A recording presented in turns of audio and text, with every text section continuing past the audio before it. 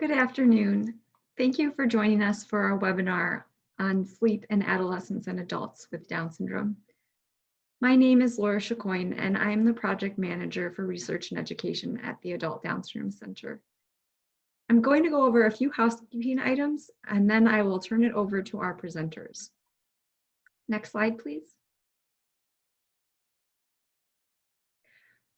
We are recording today's webinar, and we will share it in our resource library and on our Facebook page within 2 weeks. And the links for those sites are currently on the screen.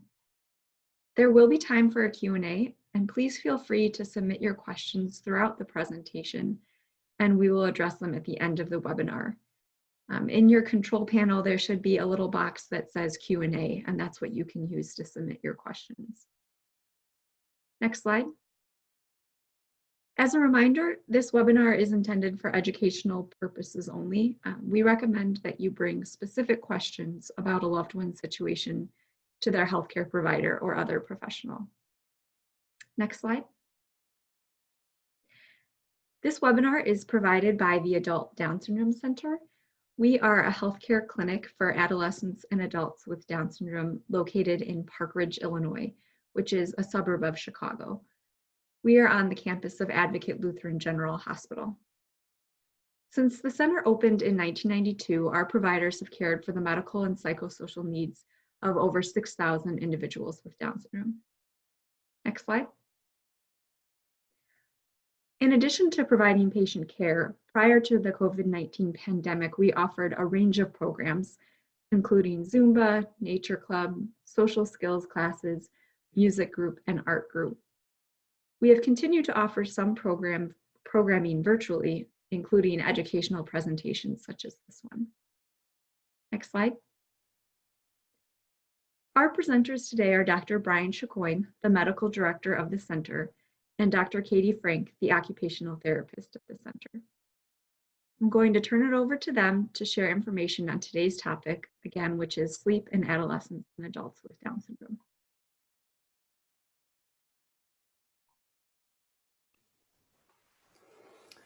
Thank you, Laura.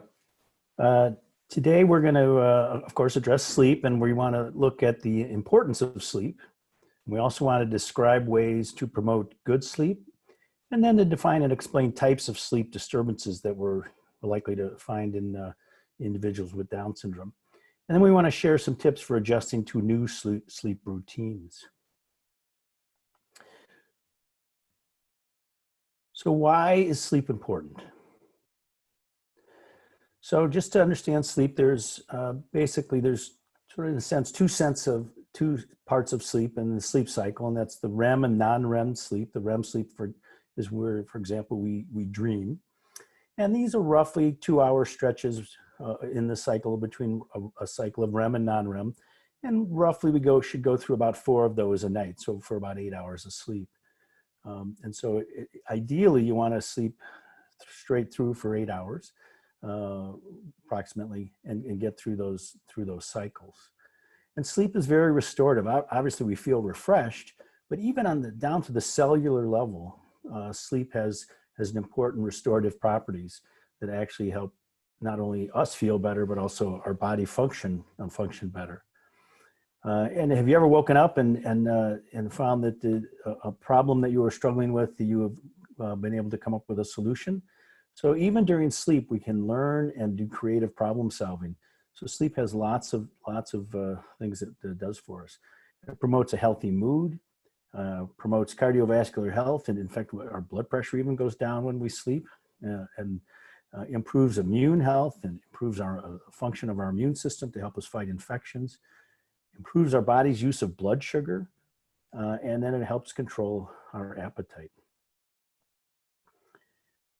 So particularly when Katie and Laura give presentations to individuals with Down syndrome, would be how we would frame that up about the importance of good sleep. So it gives us energy, helps us feel happy, it helps us do our best at school, work, and other places, and it does help us stay healthy.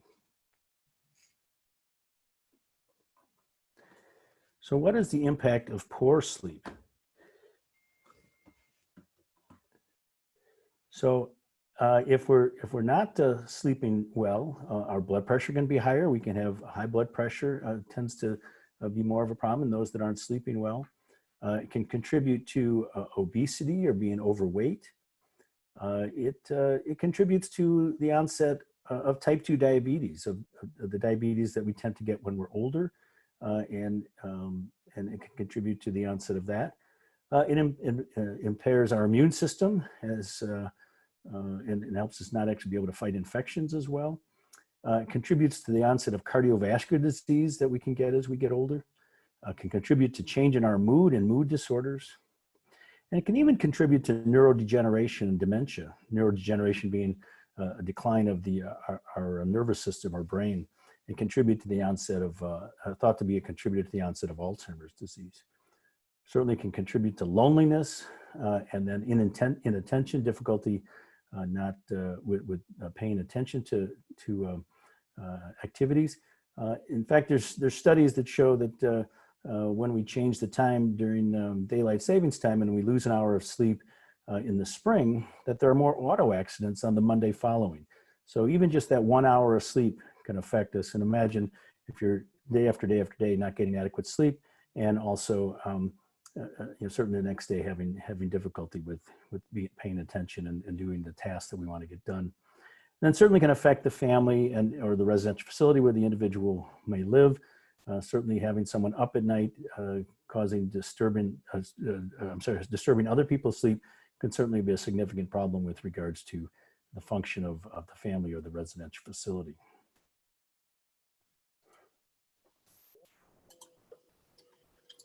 All right, so now we're going to move on to how we can promote good sleep. Next slide. So we can think about sleep as sleep hygiene. And there's two different ways to look at sleep hygiene. One is a series of healthy sleep habits that can improve your ability to fall asleep and stay asleep.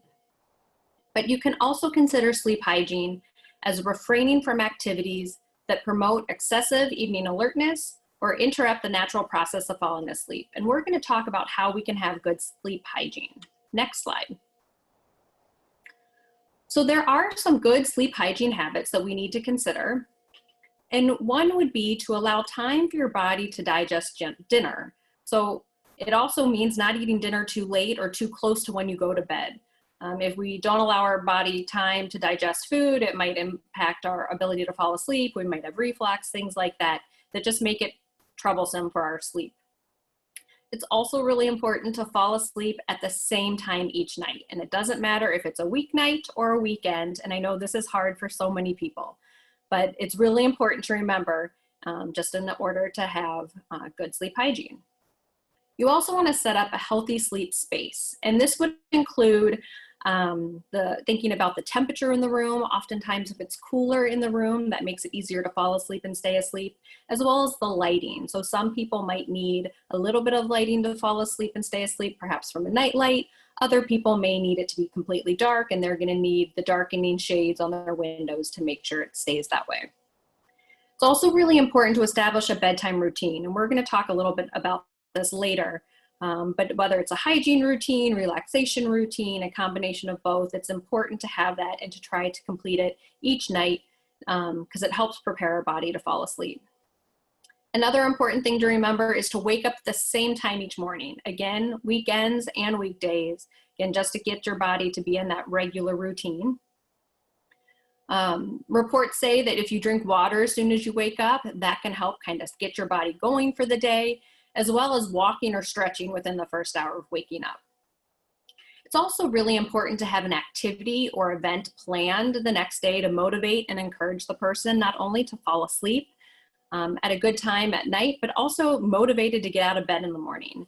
And without activities, it makes it so easy for a person to fall out of a good sleep-wake cycle and want to stay up all night and sleep all day. Next slide. So we know what we should be doing. So these are the things that we should try to avoid. We should try to avoid consuming caffeine before bed, maybe even drinking too much water before bed, even though water is really good for us because we wouldn't want to have to wake up and use the restroom at night. Trying not to eat sugar before bed because that can help us stay awake. For those that are old enough to drink or choose to drink, trying to avoid drinking alcohol before bedtime because the alcohol can interrupt our sleep-wake cycle.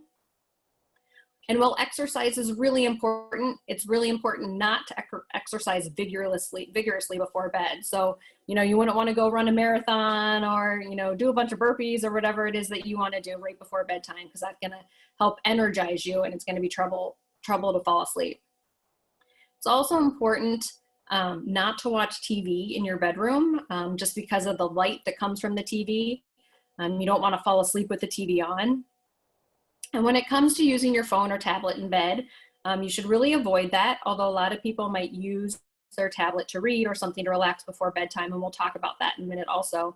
And then try not to linger in bed in the morning. When your alarm goes off or when you wake up, it's really important to try to get up and moving fairly quickly just to get your body going. Next slide. So again, with the devices at night, while it's still better to, avoid using them at least an hour before bedtime, most phones or tablets or other devices have different alerts. So whether it's the do not disturb or silent mode, you can also minimize the impact of the blue light. So on some devices, it's called night shift or night mode. You can also do a blue light filter app. So on the next slide, we actually show you how you can turn on these different modes on both an Apple product or an Android device. And then there's the link for more information if you choose to use that. Thank you. Next slide.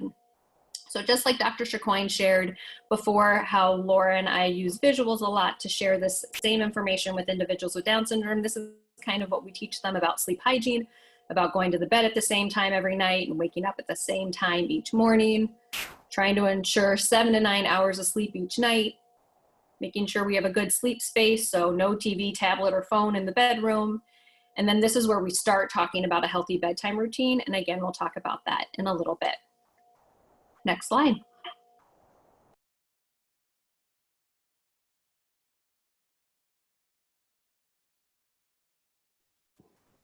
So what are some of the things that can cause sleep disturbances? So we know that people with intellectual disabilities tend to have more difficulty with sleep. And then there can be a wide variety of reasons for that. It can include insomnia, having difficulty falling asleep or staying asleep. It can be hypersomnia, where people actually seem to be more tired during the day, and sometimes those two things are related. And then it can also have people can have sleep-related problems, such as sleep apnea. Sleep apnea is significantly more common in people with Down syndrome than it is in other people.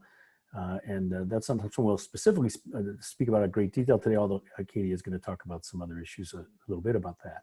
But it is a significantly more common in people with Down syndrome. So what are some of the medical or psychological causes or contributing factors to sleep disturbance? So we know that the thyroid problems, both an underactive hypothyroid or an overactive hyperthyroid, are problems that are more common in people with Down syndrome, and both of those can cause changes in sleep. Hypothyroidism is particularly associated with a sense of fatigue or sleepiness, and hyperthyroidism oftentimes with a sense of difficulty falling asleep or difficulty staying asleep. Depression is commonly associated with sleep disturbance. A common sleep disturbance in people with depression is when they are able to fall asleep, but they have difficulty staying asleep. Anxiety is another common cause for sleep disturbance, and oftentimes people with anxiety have difficulty falling to sleep. Obsessive compulsive disorder, which is more common in people with Down syndrome, is another cause for sleep disturbance.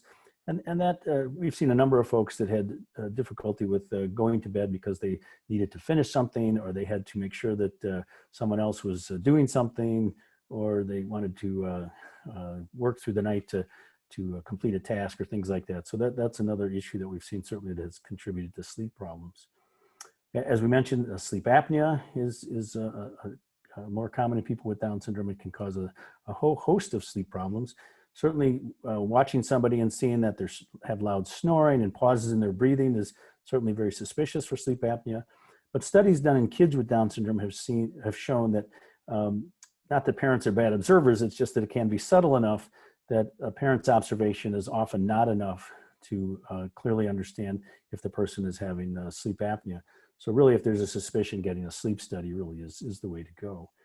And then gastroesophageal reflux disease, heartburn, can be a common cause of sleep disturbance, where people will wake during the night with discomfort, or will wake with a choking sensation as the refluxed acid or reflux food enters the esophagus, or even into their throat, and sometimes even into their lungs, and can cause breathing problems or asthma-like symptoms.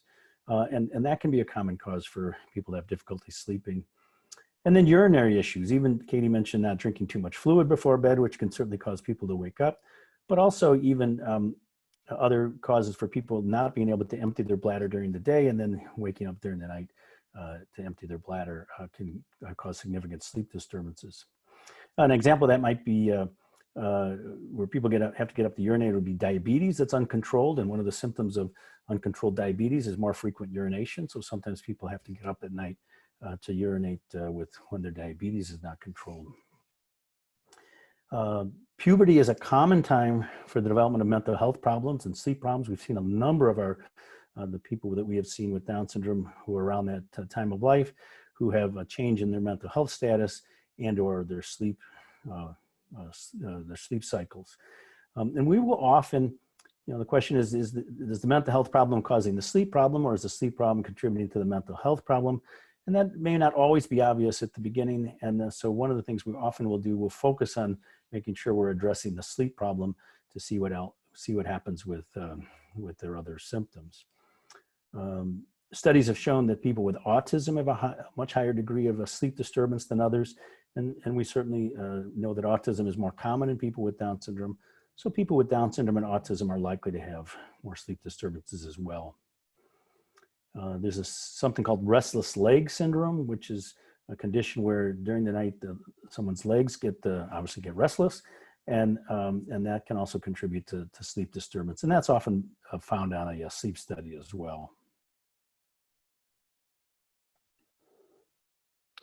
So what are some of the treatments? So Katie went through a great deal of information about sleep hygiene, and she will give more information in a minute here. And we can't overemphasize that enough as the starting place. Although not taking your tablet to bed is not as easy, maybe not as easy for some people as taking a pill, but we certainly want to start with the sleep hygiene issues, because we know that they're effective, and certainly they come without side effects and without potential negative issues with regards to doing some of those sleep hygiene issues. And then more naturally we can do this, the better, if at all possible. There are some natural products such as melatonin or magnesium, valerian root or tryptophan, which are natural products that one can take to assist with sleep. And those are available from a wide variety of health food stores and pharmacies. But certainly you want to check with your provider to make sure that those are appropriate for you if you decide to take them. For example, magnesium is something that you want to be cautious in somebody that has kidney problems, because that can build up inappropriately for someone that has kidney problems. And some of the other substances there do come with potential side effects or interactions with other medications that you want to discuss that with your provider. There are certainly medications such as sedatives or trazodone. We're not going to go into a great deal of those, but the sedatives would be medications that obviously, just as the name suggests, would be help people to sleep. And the benzodiazepine family, for example, would be one category. Again, those do come with potential for side effects, certainly issues of addiction even, or even developing a greater, less sensitivity to them over time and needing more and more higher doses, or higher and higher doses. So they certainly do come with some potential problems. We've used a significant amount of trazodone in our practice. It's an antidepressant that we find doesn't work very well as an antidepressant, but it can work well as a sleep aid. But again, we really try to use that as a later piece of the puzzle, really trying to look at this, again, the sleep hygiene as the first and foremost a way of addressing sleep problems.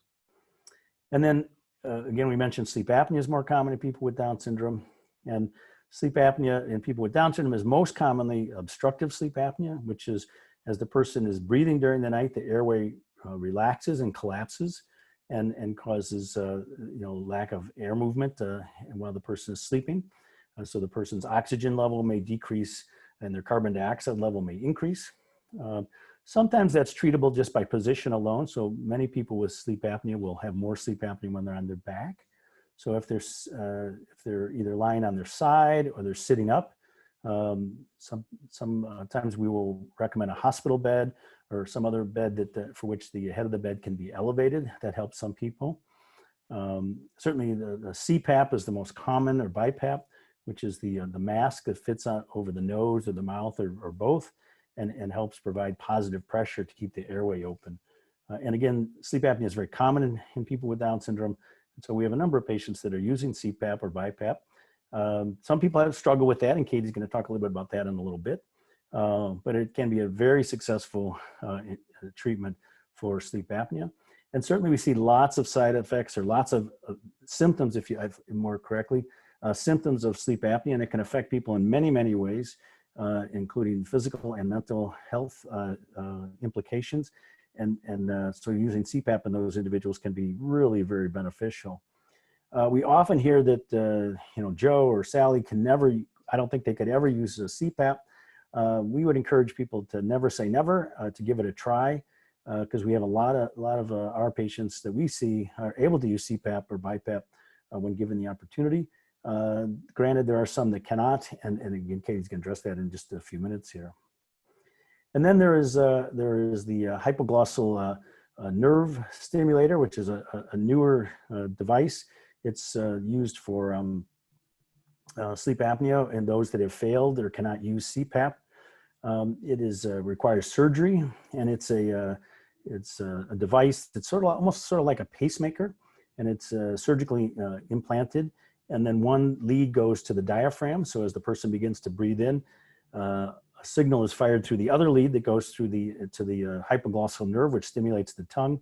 And with each breath in, the tongue is pushed forward, and that opens up the airway appropriately in people that are appropriate for the hypoglossal nerve stimulator. You might have also heard it called Inspire, which is the name of the company that provides that. And so it's a hypoglossal nerve stimulator. It is something that's up and coming, and we are beginning to see some people with Down syndrome use it. And then there are medications. There's no medication specifically for sleep apnea, but there are some stimulant type medications that can be used during the day for people that have sleep apnea and are still tired. Obviously, this is down the road because it really does not, from a protocol of treatment, because it really does not treat the sleep apnea as much as it does treat the symptom of daytime sleepiness, but that is an option for some individuals.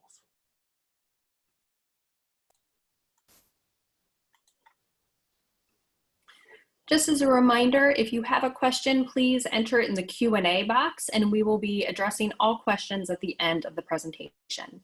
So now we're going to move to how can we adjust to new sleep routines, and if we can advance the slide, please.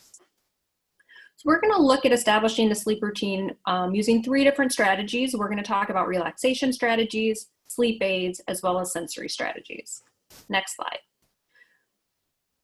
On this slide, you see that there's a variety of relaxation strategies. Some you may use already, some you've contemplated using, but a lot of people may read or perhaps they journal. Some individuals may pray. Drinking warm tea often helps someone relax before bedtime. There's sleepy time tea that a lot of our patients drink before bed. Taking a warm bath, maybe meditating or stretching. So even doing yoga poses before bed kind of incorporates both meditation and stretch. Taking deep breaths just can kind of help relax your body a little bit in order to fall asleep. Some individuals may use essential oils and diffuse those in their bedroom, or put essential oils perhaps on their pillows. They might listen to slow music or even white noise to help kind of distract them and tune out all the other sounds, especially if you live in the city like I do. Or even dim lighting instead of, again, those bright lights. So these are obvious relaxation strategies. Some of them are additionally sensory strategies that we're going to talk about in a second. Next slide.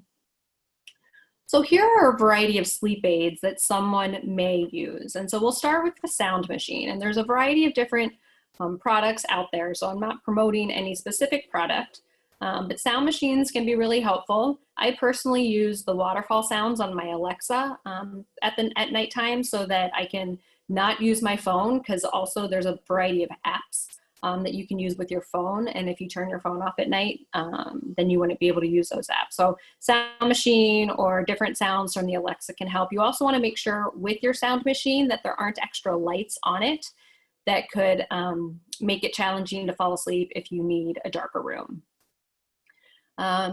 You know, some people may wear earplugs, and again, there's a variety of different earplugs out there, but these are just those cheap foam ones that you can kind of twist into your ear, and you know, they're reusable for a few times, but at least they're easy to lay on. They might be soft, so it just makes it a little less cumbersome if you need to wear earplugs just to drown out some sound.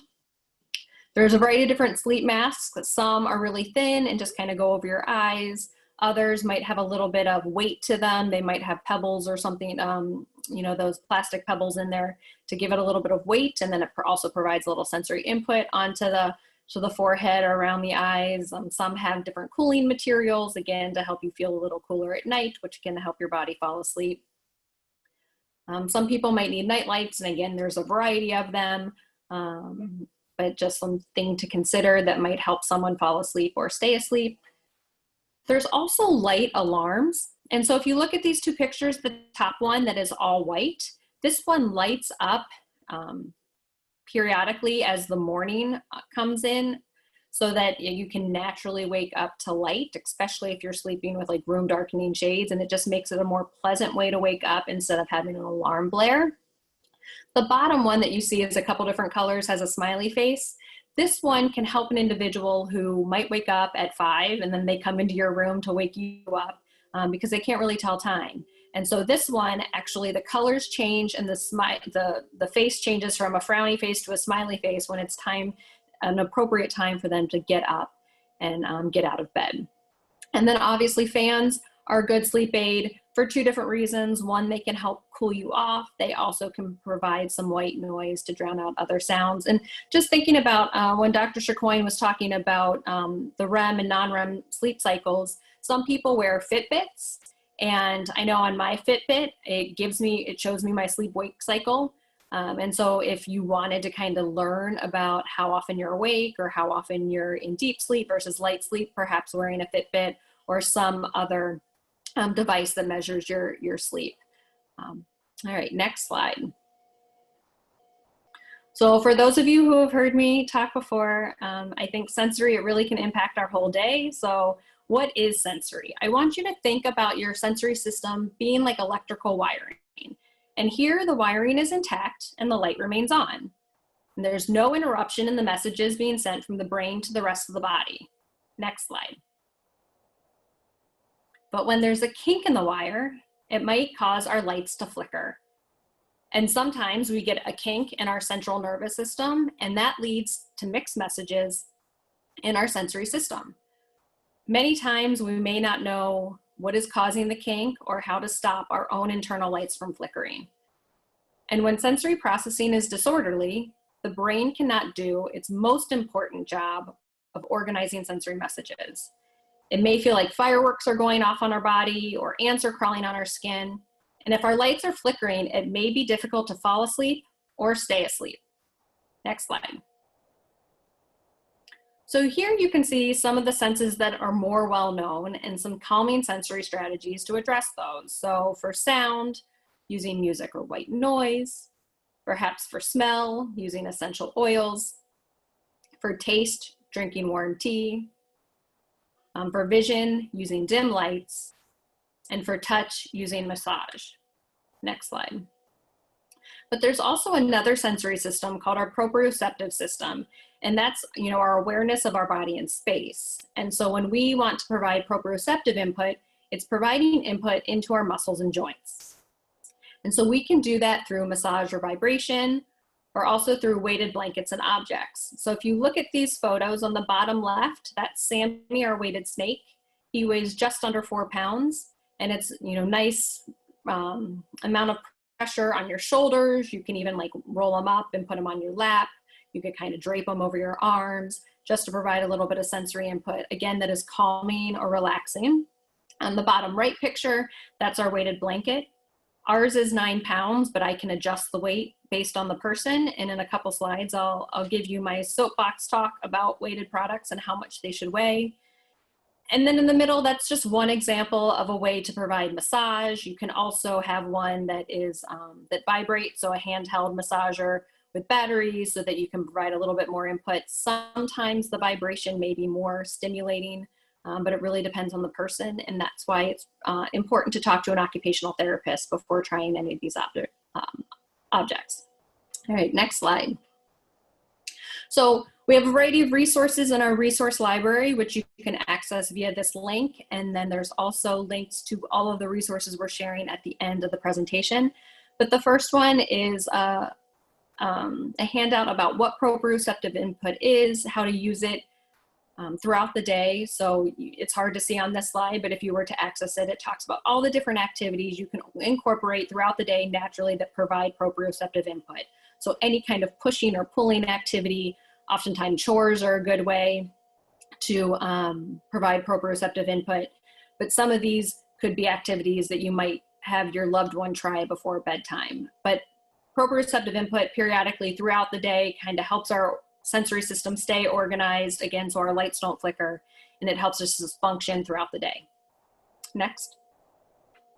This is a handout on joint compression, which we have one for both upper body and lower body. Again, this is another form of proprioceptive input that just requires your 2 hands, and it's basically providing a mini massage to your joints. And so you start at the shoulder, you do the elbow, the wrist, and the fingers, and you just do these gentle squeezes or compressions. And again, it kind of helps just reset the body. So if the lights are flickering and you provide joint compression, perhaps the lights stay on and the messages can be sent. Next. And the final resource we have to share about sensory is the affordable sensory equipment recommendations. So if you were to look at an occupational therapy catalog or any kind of therapy catalog, sensory items are very expensive. So this handout provides some more affordable recommendations that provide the same kind of input as the equipment you can find in the therapy catalog. All right, next slide. So here's my little soapbox about weighted products. It's really important to note something about weighted products, especially the weighted blankets. First off, it is recommended that a weighted product, like a blanket, be 7 to 10% of a person's body weight and not more. However, it can be less if that works best. Many commercial weighted blankets advertise weights that are more than the recommended 7 to 10%. For instance, in this example, the suggested weights range from 14 to 26% of someone's body weight. Next. Please do not refer to the weight suggestions when choosing to purchase a weighted blanket. It is also highly recommended not to sleep under a weighted blanket, especially if there are concerns with seizures or asthma, sleep apnea, or cardiac issues. However, a weighted blanket could be used as part of a bedtime routine in order to calm before falling asleep. It is best if weighted products are used with supervision just to ensure safety. And then it's also really important, and it's not just with weighted products, just sensory input in general, is that you really don't need any more than, let's say, 20 minutes of sensory input. It can often be less, sometimes 5 minutes is sufficient.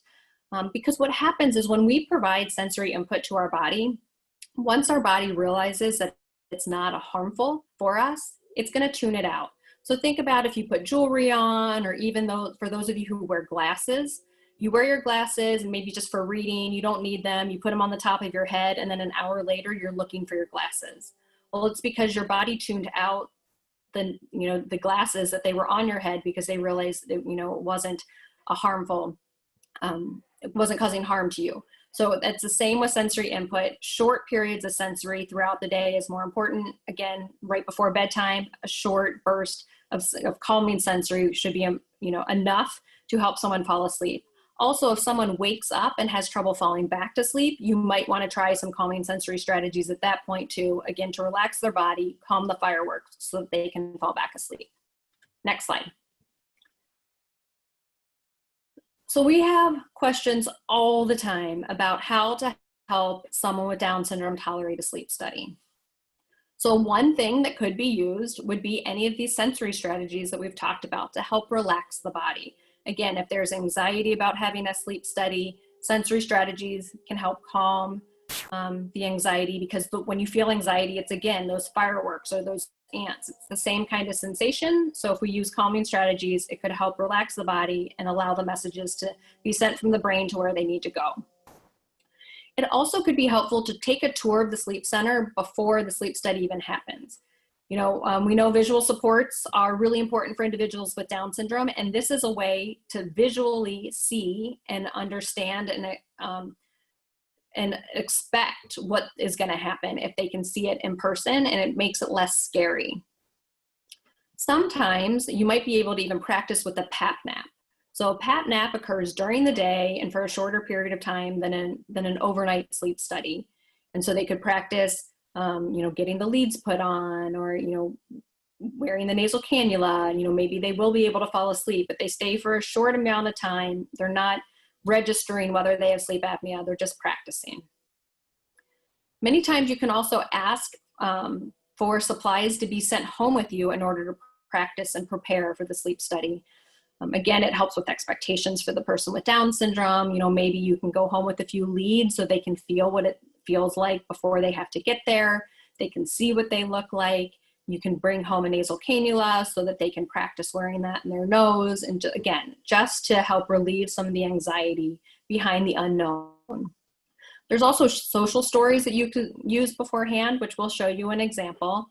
But perhaps the sleep center you go to already has their own social story or a video tour that they can share with you that you and your loved one can watch or use before going for a sleep study. And then because you probably already have some kind of bedtime routine at home, it's important to do that at the sleep center. So whether it's the hygiene routine and they always brush their teeth, wash their face, get in their pajamas and get into bed, or maybe you always read a story before they go to sleep, or they always say prayers, whatever it is, make sure you're also doing that at the sleep center. And just like Dr. Chicoine said before, it's really important to be positive. Don't assume that they're not going to tolerate the sleep study, because a lot of our individuals do. So if we go in with a positive attitude and our loved one can get that feeling that we think it's going to work and be successful, then they're going to, want it to be successful as well. All right, next slide. So you've done your sleep study, they tolerate it, yay. But unfortunately, they found out they have sleep apnea and now they have to wear a CPAP. So what are some strategies that are, you can try with your loved ones to help people with Down syndrome tolerate wearing a CPAP? Again, sensory strategies can help relax the body before bedtime so that they can tolerate the mask, tolerate the air blowing on them. Again, if you have ants crawling on your skin, the last thing you want then is to have the air blowing on you too, right? But if you can calm your body, then the new sensory input of the mask and the air might be more tolerable. Again, at the sleep center, practice with the PAP nap. So this time with the PAP nap, they're going to test it with the air pressure that they're recommending. And it's a short nap, and just seeing if it's tolerable. And again, it's a short amount of time. You can use different behavior strategies or visual supports, or a combination of behavior strategies and visual supports. So with some behavior strategies, it's even like slowly building up tolerance. Perhaps once you get home, your loved one's watching TV, and for 5 minutes during their TV show, they're just wearing their mask. It's not connected, it's not turned on. They just are building up tolerance to the mask. And then they slowly build up more tolerance. So they're watching it, wearing it for the whole TV show. And then you advance it one more step where the hose might be attached to the mask, but it's not on. And then you build that up. And then you turn on the mask. And again, they're not in bed yet. It's during the day, during waking hours, and they're just getting used to the feeling. And then slowly you move it into the bedroom. And then once it's, time for them to fall asleep and they're tolerating the mask for a certain amount of time during the day, I think it's best if you can try, let's just see what they do one night and see if they tolerate it. But if not, then you're going to use those stepping blocks of time where you're going to build up how much time they wear the mask any given day. And that's where visual supports can come in. So perhaps you might use a calendar. So for a whole week, we're going to to wear it for 3 hours. And then the next, they're successful with that. So then the next week it's 4 hours, and you build up tolerance that way. Other visual supports that can be helped would be a visual support or a social story about tolerating a CPAP and wearing a CPAP at night. Other visual strategies could be a reward system. So again, with that calendar, and they do it, then they earn something, because the fact that they're getting good sleep and maybe they aren't as irritable the next day is not enough of a reward for someone with Down syndrome. They're going to want to earn money towards buying something, or to earn, a trip out with mom or dad, or whatever, something, that could be motivating for them. And so you can see that there's usually a combination of trying to use some kind of behavior strategy in addition to a visual support. And I'm going to show you some examples of both of those. It's also important, and we're going to go through examples of this too, to consider alternative masks. Now, Dr. Chicoine and I are by far not experts in alternative masks, but that's why you would work with your DME company, your sleep doctor, and to try a variety of masks that might make it just a little bit more successful in tolerating a CPAP. And just like with tolerating a sleep study, it's important to be positive, go into it with a great attitude, and everyone will be successful. I also know that one of our patients really succeeded using a CPAP because of being a peer model. So we had a patient who was so good about wearing her CPAP, and she had a friend in another state who needed to wear a CPAP and wasn't doing so well. So they would set up nightly or weekly FaceTime calls, and she would kind of be her cheerleader. And she encouraged and motivated her friend to wear a CPAP, and now they both wear their CPAP successfully. All right, next slide. So here's some of the resources that I was telling you about that are available in our resource library. The two stories, Going for a Sleep Study and Going to Get My Sleep Mask, were both social stories created from the Children's Hospital of Wisconsin, but that we were given permission to share on our website. So it shows a young adult going for a sleep study and all the steps that you might need to go through, as well as going to get my sleep mask. Again, your sleep center may have, their own social stories that might be more appropriate. We also have a video on how to use a CPAP machine, and it stars individuals with Down syndrome, showing how they take care of it and how they use it, and just talking about using a CPAP. So again, those are all available on our resource library. Next slide. So visual supports are highly individualized, especially the ones that I create for our patients. And so the ones I'm going to show you right now are not available in our resource library. So I just wanted to preface that. But this first one actually shows something, a visual to help with sleep hygiene. So this is, just an evening routine, all the steps that this specific person has to take before he falls asleep. And again, it helps with expectations. It can help having a visual like this for someone who is slow to fall asleep or fights wanting to go to bed, but that they need to fall asleep at a certain time. This will be really good now that summer is coming to an end and school's starting back up. Even if it's going to be remote learning, they're going to have to get on a different sleep schedule, perhaps falling asleep sooner. And so having an evening routine in place might be really good. You can also have a morning routine. So again, helping that person know what happens the next day so that they're more motivated to fall asleep and wake up, and then to get out of bed once they wake up. So all the steps they need to do for a morning routine. Next. This is a combination of using a reward system with a visual support. So with this particular patient, he did wear his CPAP, but oftentimes if he woke up to go to the bathroom in the middle of the night, or he just woke up in the middle of the night, he would remove his mask and not replace it. And so he wasn't getting as many hours as he needed to. And for those of you who have had to deal with CPAP, you know that there's a time where if you're not showing that you're wearing your CPAP long enough, insurance stops paying for it.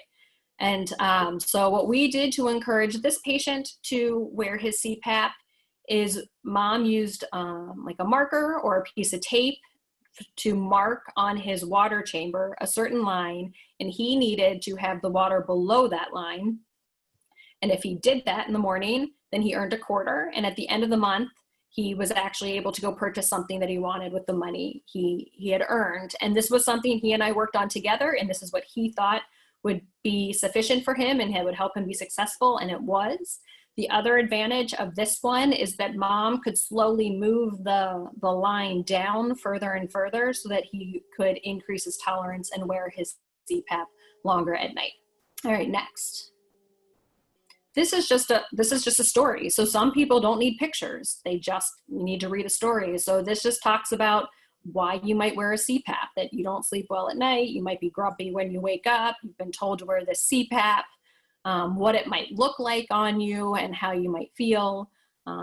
So again, just a simple story about wearing a CPAP. And next. So this last one was a visual that was created for someone who loves firemen. And so we said, let's make him look like a fireman. And firemen, have to wear masks. So he'll put on his mask when he gets into bed. He'll fall asleep with his mask on. And when he wakes up in the morning, he can take his mask off. All right, next slide. So like I said before, there are a variety of mask options. Again, this is not an all-inclusive list. You can see on the left, that's kind of what the regular fighter pilot mask kind of looks like. The one next to it is called a nasal pillow. So it's more like a nasal cannula where it's like a pillow and then the air just blows directly into the nose and it does not cover the mouth. The top picture actually has the hose come up and over the head instead of down by your neck. And so that's really good for people who are side sleepers so that they can roll over easier. And then the bottom picture that's blue, that's called a soft mask. So sometimes that might be good for someone who is a stomach sleeper. You also can ask, if this isn't already happening, can they ramp up the pressure as the night goes on? So maybe they have terrible sleep apnea and they need to have, let's say the setting at 10.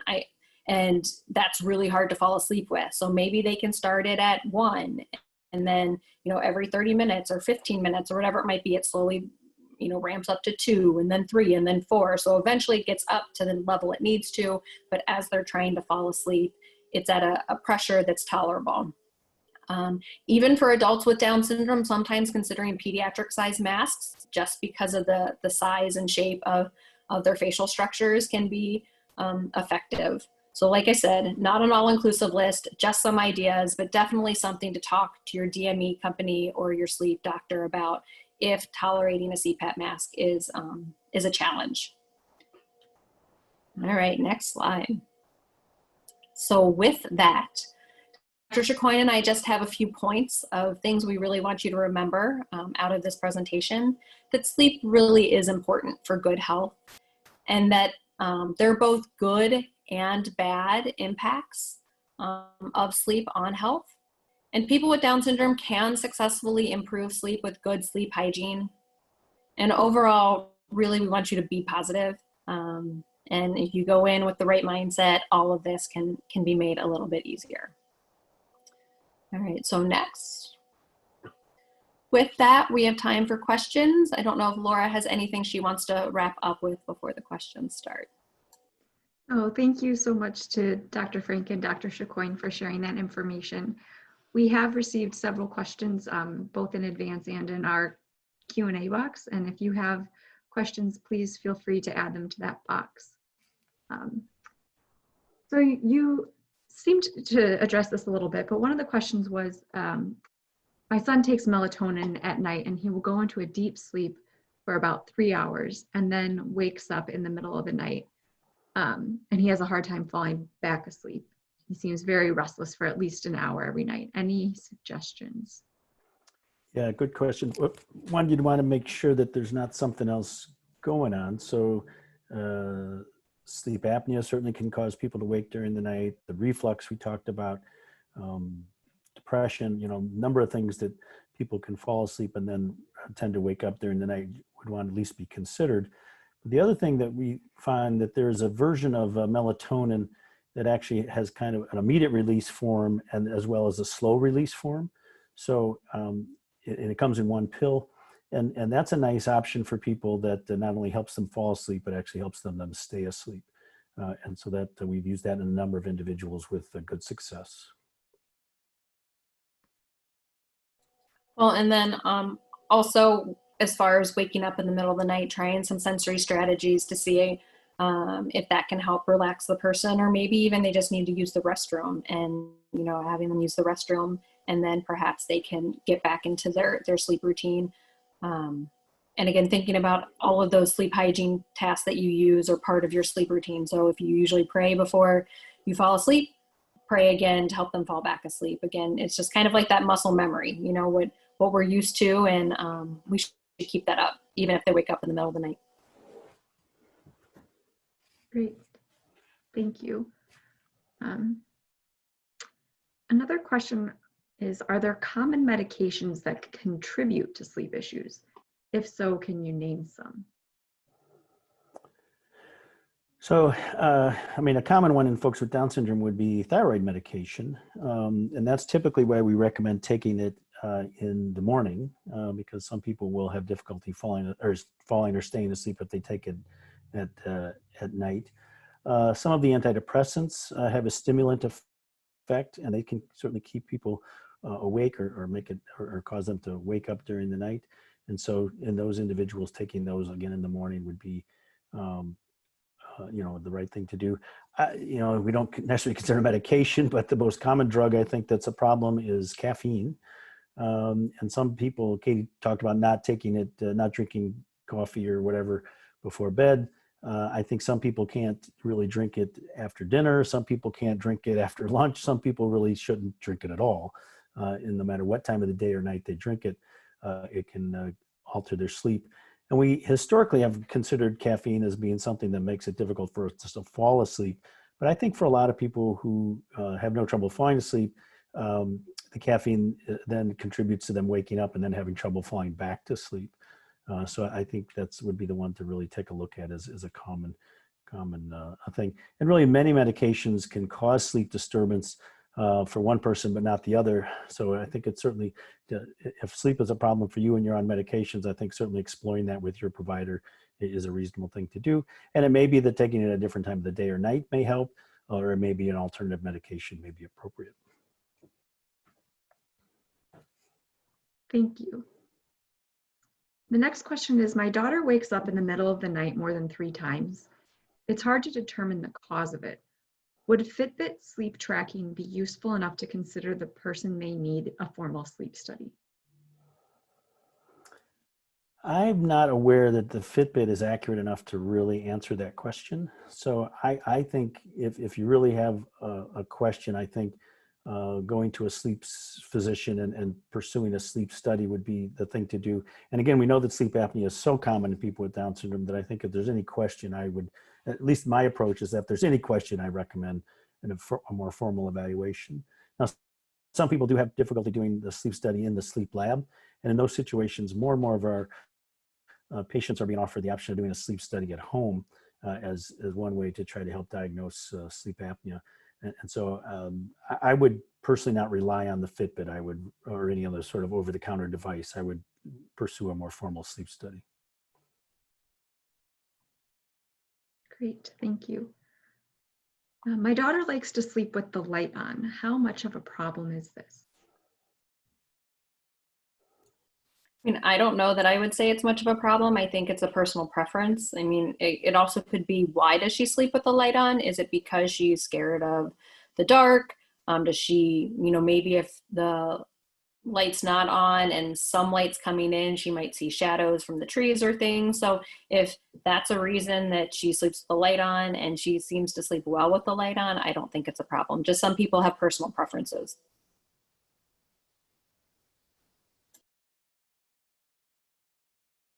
Great, thank you. Another question is, do we know why people with Down syndrome are inherently restless sleepers? I don't know that we truly know the answer to that. I think there are certainly a lot of contributing health issues that cause restless sleep. So there are, sleep apnea, thyroid problems, other issues, reflux, all more common in people with Down syndrome, which contribute to sleep. It may be simplistic, but my sense of this is that we know that the sleep centers are in the brain, and we know that the brain of people with Down syndrome and other intellectual disabilities is not normal, if you will, by definition. And so it would not be surprising if the sleep centers are also affected by by the changes in the nervous system that that are seen with people with Down syndrome. We tend to think of Down syndrome as being affecting the cerebral hemispheres, the cognitive part of our brain, but really we know that Down syndrome affects all aspects of the nervous system, even the parts of it that we don't think about. So it would not be surprising ultimately if that's part of the reason for that. Thank you. Does chronic mild, or could chronic mild sleep apnea result in a chronically elevated red cell count? So one of the things that happens with sleep apnea is that your oxygen level can go down. Now, it doesn't happen with everybody with sleep apnea, but it happens with a significant number of people. And the body's response to that is to, so what happens is now that not enough oxygen is getting to the tissues. And so the body's response to that can be increasing the number of red blood cells. So even if each red blood cell doesn't have as much oxygen as it needs, if you increase the number overall, you're still getting a fair amount of oxygen to the body. And so one of the causes that we certainly think, we know that an elevated hemoglobin or elevated red blood cell count is more common in people with Down syndrome. And one of the reasons for that is probably sleep apnea and the hypoxemia or low oxygen that goes along with that in many people with Down syndrome and sleep apnea at nighttime. There can be other reasons as well. Not drinking enough fluids, for example, is one of the other reasons. So it's and a number of other reasons as well, but that is one of the reasons is potentially that undiagnosed sleep apnea is the cause. Thank you. We've received several questions about the amount of sleep that individuals need. Is there any evidence that people with Down syndrome need more sleep than typical? And if so, why? I have not seen anything that says definitely that people with Down syndrome need more or less sleep than anyone else. I think that, as Katie mentioned with other things, that certainly is an individual thing. I mean, I think we certainly see individuals that sleep 8 hours at night and do great. And we see people that if they only get 8 hours of sleep at night, they do terribly. So I think there's a lot of individuality in that. And we certainly have individuals that sleep 12 hours a night and do very well with that. So I think it's pretty individual. I'm not aware across the board that anyone has definitely found that more sleep for a person with Down syndrome is necessary. Thank you. We had a question about when an individual switches their nights and their days and how to address that. And the message says that trazodone doesn't help, but it does help with mood. I mean, I can take one part of that. So I feel like most of the time when an individual with Down syndrome switches their days and their nights, it's often because there's not an activity for them to go to or an event for them to do during the day, or there's been a huge change in their routine. So especially right now with the COVID-19 pandemic, we've seen a lot of this just because people weren't going to school or not going to their day programs, day camps have been canceled, whatever it might be. So it really goes to, if there's something for them to wake up for, they will often fall asleep, and then they'll be able to reverse their sleep cycle back to being awake during the day and sleep at night. We also see a lot of individuals who like to have some private time where there's no one else around and they can just do their own thing. And for a lot of individuals, that becomes nighttime when everyone else is sleeping. So particularly if there's, as Katie mentioned, if there's not something to wake up to and be active during the day, it is pretty easy to just flip the day and night cycles.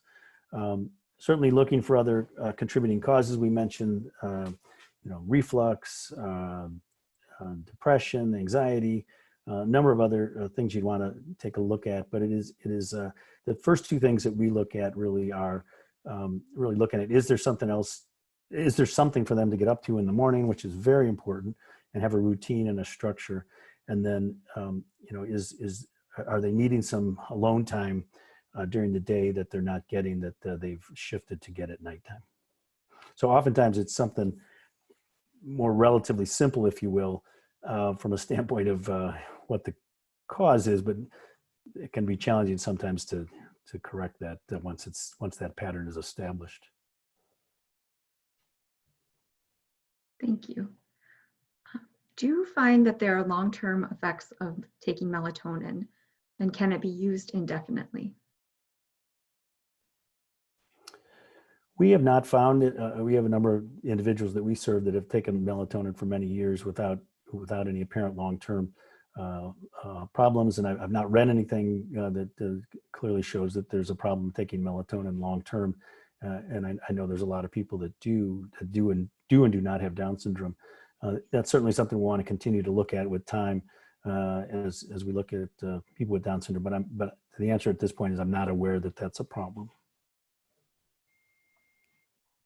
Thank you. Have you had any patients who have used a CPAP pillow, and what has their experience been?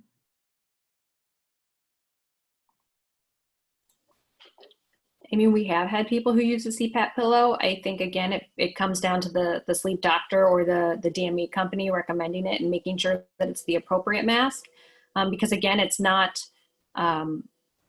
providing any coverage over the mouth. And a lot of individuals with Down syndrome are mouth breathers. And so they need that full face mask, honestly, so that when they're breathing, that they're getting the oxygen or the air back in to help with the sleep apnea. But so again, I mean, for me, I can't say that anyone can use it. Again, it's not even a personal preference, honestly. It's really if that's the appropriate mask, but it's just an additional option. I don't know if Dr. Chicoine has any other information on that. Yeah, I think it's, what the person can tolerate, what their face structure tolerates. I think that the thing I learned many, many years ago was that not everybody with Down syndrome is the same, certainly, and that's speaking to the choir here, but I think that's true with a lot of things, some that we may not think about, but certainly sleep apnea treatment and CPAP and mask is certainly one of those places where, everyone's unique and their needs may be different. And so, again, that kind of goes back to, trying to go in there with a positive attitude that it's going to work, but it may not be the first mask or the second mask or the third mask. It may be the fourth mask, finally, fourth type of mask that works successfully. So again, everyone is different. And, we certainly have had people that use the pillows very well that couldn't use anything else. And so it certainly is one of the options to try in each individual if needed.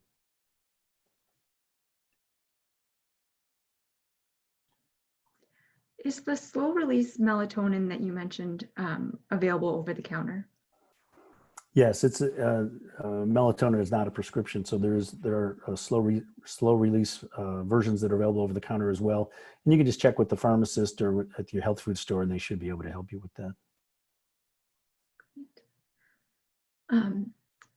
If an individual already uses CPAP, how often do you recommend a follow-up sleep study to determine if the settings should be changed? Can sleep apnea get worse over time?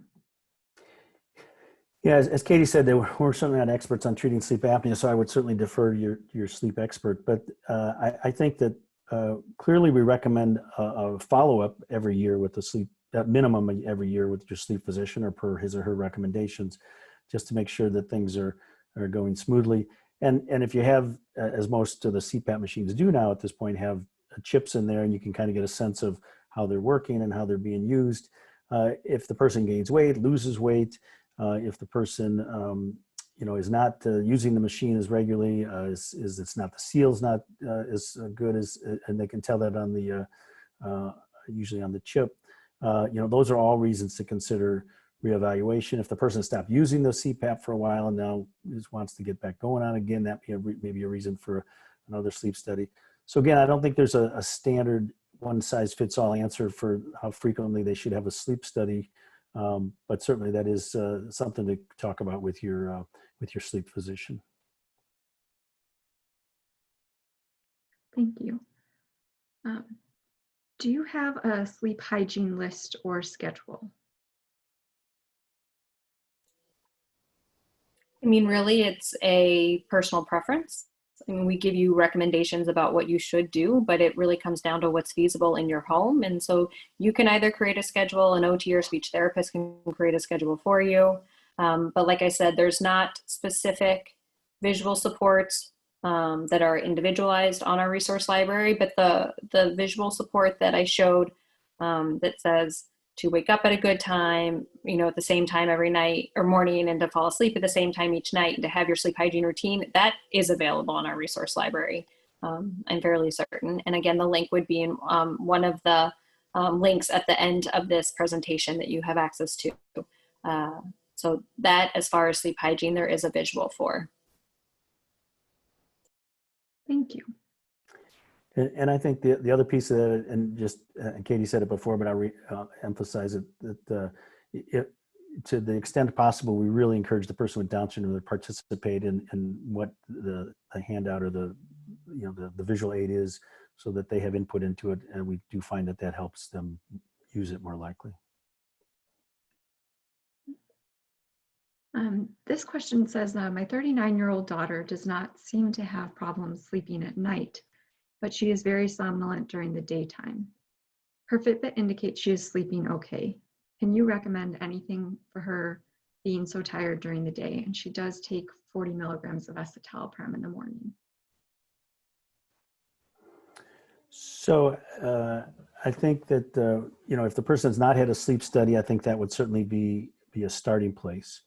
The daytime somnolence is a common symptom of undiagnosed and untreated sleep apnea. Escitalopram is an antidepressant, so the escitalopram is, and depression is also can be a symptom of sleep apnea, so that would be just something to consider if that hasn't been done. Escitalopram, we generally do recommend taking in the morning because it does stimulate some people, but it also does make some people sleepy. And so sometimes we will just try taking it in the evening to see if that helps with the daytime fatigue. And then, of course, looking for any other potentially contributing factors to daytime sleepiness. Is there another health issue that's going on, hypothyroidism, diabetes, or anything else that might be contributing? Is the person getting some exercise to help stimulate them and make them feel more awake and alert? Do they have activities, as Katie talked about before, the activities that would, that they, for a lot of people, and you don't have to have Down syndrome, if you have nothing to do during the day, it's easy to fall asleep on the couch while watching TV or reading a book. But if you have something that's actively keeping you going, that you're less likely to do so. So I would look at all those issues and review that with your provider to see if there's some other explanation.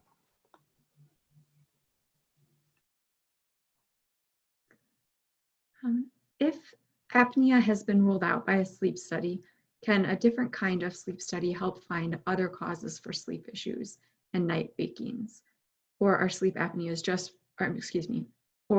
studies just for sleep apnea and iron issues? No, certainly things like restless leg syndrome can be diagnosed in a sleep study. There's a video made of the person sleeping, and they will look for other signs or symptoms of other conditions that may contribute to the abnormal sleep. Things like reflux, you may not be able to diagnose. You're not going to be able to diagnose on a sleep study, so that may be something to look to see if that's an issue, and that would take a separate, separate investigation. So the sleep apnea can help, or the sleep study can help with some things, but it can't help with everything. So if the things that it can help with have been ruled out, then looking for other causes is important. Thank you. This question is referring to an individual who comes to the parent's bed a lot. For example, the last 3 nights in a row. Should the parent take him back to his bed? So I think it really depends on why he's coming to the bed. Perhaps if he's coming because he has to use the restroom and you're the one that usually takes him. I mean, those are all important factors to consider. I do hear this a lot. And so we've even started putting a stop sign on the door of the person's, either on the person with Down syndrome's door. So it kind of reminds them to stop and go back to bed, or even on the parent's door. If the parent's door is closed, it reminds them if the parent's door is closed, they need to stop and go back to bed. And so sometimes just that stop sign visual support's been really successful. What will happen is that because individuals with Down syndrome tend to get into a groove, if you keep allowing this to happen, they're going to keep doing it. It's going to become a habit. Even if they don't need to do it, when they wake up, they're just going to naturally go to your room. So I would say you want to stop it, but it really depends on why he's coming to the room. And that would be a really important fact to consider before really trying to stop it. If he's trying to communicate something when he comes to the room, then that's important to address.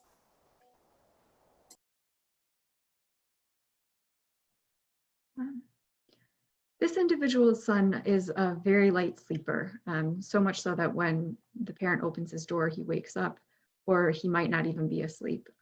She's noticing other symptoms. He doesn't take, or I'm sorry, he does take thyroid medication in the morning. Do you have suggestions? So I think there is certainly some personal differences. Some people are lighter sleepers, some people are heavier sleepers. So it may just be who the individual is. So using things like the white noise that Katie talked about, the fans, or the the other ways to create white noise can help reduce a person waking during the night. Taking the thyroid in the morning usually is the best, rather than taking it in the evening, so that it's less likely to contribute.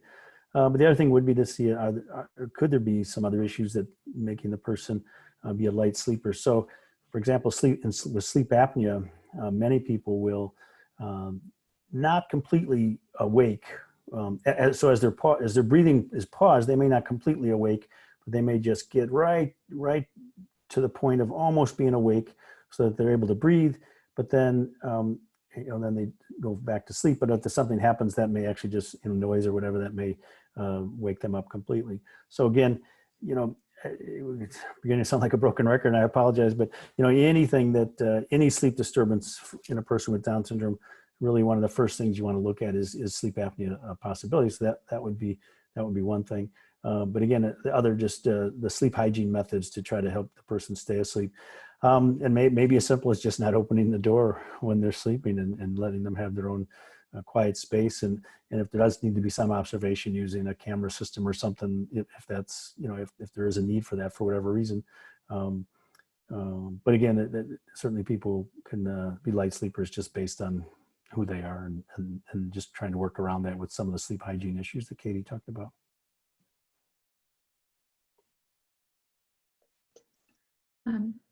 This individual says, my understanding is that most sleep studies are not done at home.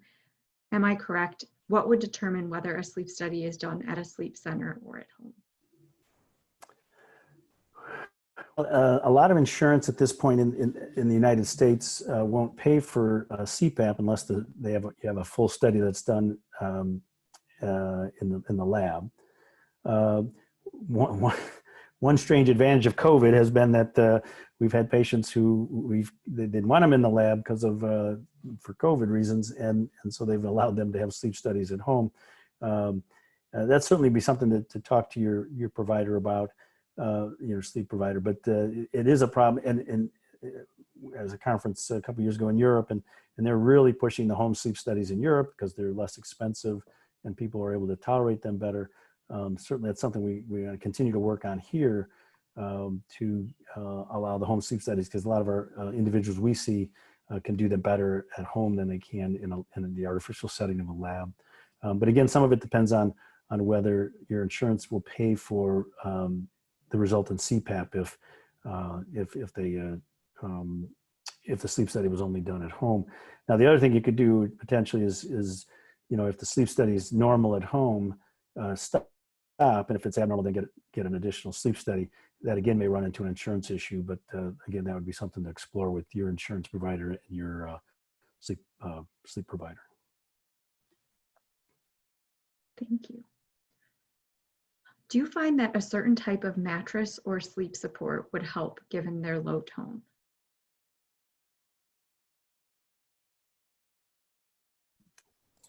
I feel Thoughts on like that, Katie? Chicoine was looking at me to answer this question. I don't. I mean, I would think. I really don't know. I mean, there's things that if because of the low tone, maybe that's why they have sleep apnea, perhaps sleeping on a wedge or with the height of the bed elevated a little bit, or even in a hospital bed. But overall, just like any given mattress, I'm not sure if, I mean, I don't have anyone that I've recommended, but I've never actually been asked that question. And I've never heard a family comment one way or the other about a hard or soft mattress. So I unfortunately don't know the answer to that question either. Thank you. My brother is in a months-long process of getting permanent teeth implants. Should we wait until after the teeth are in to get a sleep study? Would lack of teeth contribute to sleep apnea? His sleep has been poor for a long time before he lost his teeth. I'm not aware that the absence of teeth would contribute to sleep apnea, but the presence or absence of teeth could well change the treatment with the mask. And so I think waiting until after that's done to do the study and then potentially test with CPAP would be the right thing to do, because we talked earlier about why might you need another sleep study, and that would be another potential reason to assess the masks that are being used based on the person's face structure or dental structure, as the case may be. Thank you. The next question is, what are some of the factors that allow individuals with Down syndrome to function on little sleep? I always feel concerned if my loved one is exhausted or has migraines. My son is nonverbal. Are there any recommendations on how to assist when they have little sleep?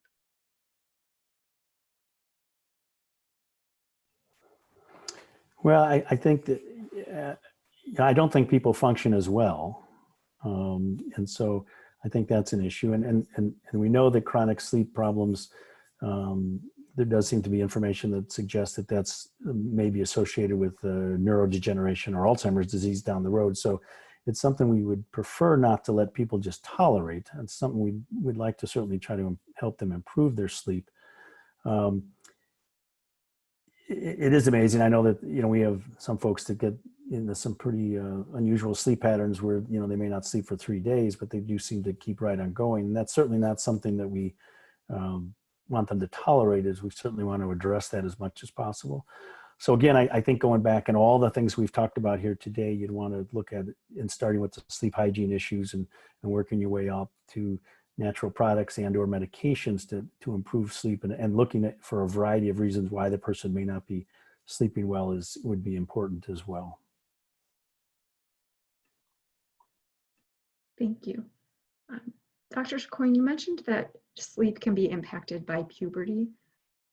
I apologize if you already talked about this, but do the sleep issues tend to go away after the person has gone through puberty? Yeah, it's a good question. So we have a number of folks that have had significant behavioral, psychological, and or sleep issues that we really struggled with as they went through puberty, and sort of time was the healer. Now that certainly is not true for everyone that has those issues, but that for some people that certainly is the issue. The challenge is getting them through that time and to be as healthy as possible during that time. And so we certainly want to address it and try to help it be better during that time, even if the hope is that it will go away eventually, because we do want them to be as healthy as possible during that time and function as well as they can during that time. And we know that sleep is one of those things that helps them function.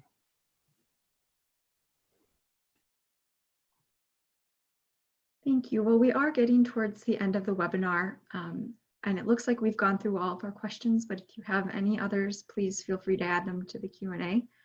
As you can see on your screen, we have shared the links to the specific resources that were mentioned in today's presentation, and we will be sharing the slides as well as the recording within 2 weeks of this presentation, and that will be in our resource library as well as on our Facebook page, and we will send the links to all of those who have registered for this webinar. And with that, we got one more question. You mentioned that there are different types of melatonin in terms of release. Can you explain this again? I'm unclear on what the different types are. So there are, and this comes up a lot. So the way that the melatonin is formulated in the pill, some of it, in some melatonin formulations, some of the melatonin will be released immediately, and then some of the melatonin seems to be released later in the evening, as it takes longer for that to be released into the system. And so there does seem to be sort of a 1-2 step assistance with those individuals, that they get the immediate effect to help them fall asleep, and then a delayed effect with the slower released component to help them stay asleep. It may not be as simple as that, but that seems to be the way that that's the way that it's touted, and that seems to be the way that it works. So, it does, that is, seems to work well for some of our individuals that both have difficulty falling asleep and staying asleep, that have successfully used this formulation of melatonin. And again, you should be able to just go to your pharmacy or go to your health food store and say, I'd like the melatonin version that's has both a slow and a more rapid release formula in the same pill, and then they should be able to help you with that. Another question related to melatonin is there an effective dose for melatonin? What do you find in individuals with Down syndrome? So we will typically start with 2 to 3 milligrams, and then work our way up to 4, even 6 milligrams in individuals. And if it's not helping at that point, we will typically not keep going higher than that. At least the most common formulation for the combination pill that I just talked about a moment ago often is 10 milligrams. And so that gives you some of the immediate effect. And then, the later effect is those milligrams are divided up, if you will. But typically we start about 1 or 2 milligrams and then work our way up from there up to about 5 or 6. Thank you. Dr. Frank or Dr. Chicoine, do you have any final thoughts? I would just add that, if you take anything out of this, is that sleep is very, very important, not only on the short term, but on the long term.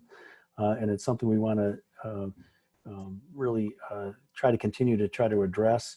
I think that many, many people with Down syndrome can participate in healthier sleep patterns and healthier sleep routines, and giving them the opportunity with some of the tools that Dr. Frank talked about. They really can participate, and they really can sleep better. And it has not only very short-term benefits, but long-term benefits for their health. Thank you. I'll just leave it with what Dr. Chicoine said. Thank you. And thank you all for joining us today. Again, all the resources will be emailed out to you with the slides and the recording within the next 2 weeks. We hope you have a great rest of your day. Thank you. Thanks so much for joining us.